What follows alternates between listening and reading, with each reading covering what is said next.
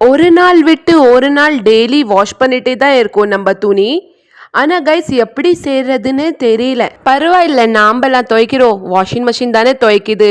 Guys என்னோட washing மிஷினுக்கு மட்டும் கால் இருந்துருச்சுன்னா அப்படியே ஓடி போயிருக்கும் கைஸ், கண்ணுக்கு தெரியாத இடத்துக்கு. இங்கே நான் செடிக்கு தண்ணி ஊற்றிட்டு இருக்கேன் கைஸ்.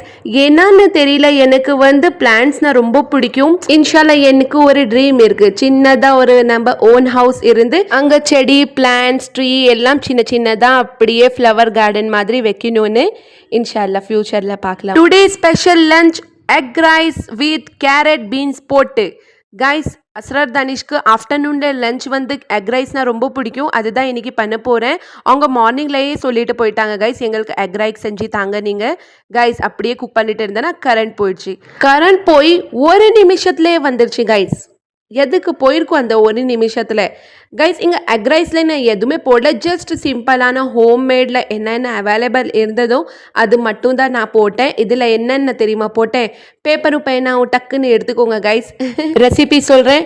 ஃபஸ்ட்டு கடை வச்சுட்டு கடையில் எண்ணெய் போட்டு கேரட் பீன்ஸ் போட்டு நல்லா ஃப்ரை பண்ணணும். ஃப்ரை பண்ணதுக்கு அப்புறம் கைஸ் ரைஸ் போடணும். ரைஸ்க்கு அப்புறம் guys pepper, fried rice masala and கொஞ்சோண்டு சாம்பார் மசாலா போட்டேன் கைஸ்.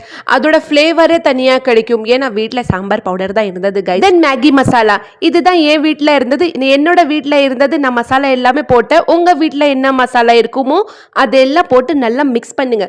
மிக்ஸ் பண்ணதுக்கு அப்புறம் கைஸ் தனியாக ஒரு பவுலில் எண்ணெய் போட்டு அப்புறம் 2 முட்டை உடச்சி போட்டு கைஸ் நல்லா ஃப்ரை பண்ணணும். ஃப்ரை பண்ணதுக்கு அப்புறம் அந்த குக் பண்ண ரைஸ்ல மிக்ஸ் பண்ணிட்டு கைஸ் ஒரு 5 மினிட்ஸ் கொத்தமல்லி போட்டு அப்படி பார்த்தா டேஸ்டியான ஒரு egg rice with carrot beans போட்டு ரெடி ஆகிடும் கைஸ். ரெடி டு டேஸ்ட்னு சாப்பிடலாம். சூப்பராக இருக்குது. வீடியோ பிடிச்சிருந்தா மறக்காமல் லைக் அண்ட் சப்ஸ்கிரைப் தட்டி விட்டுட்டு போங்க.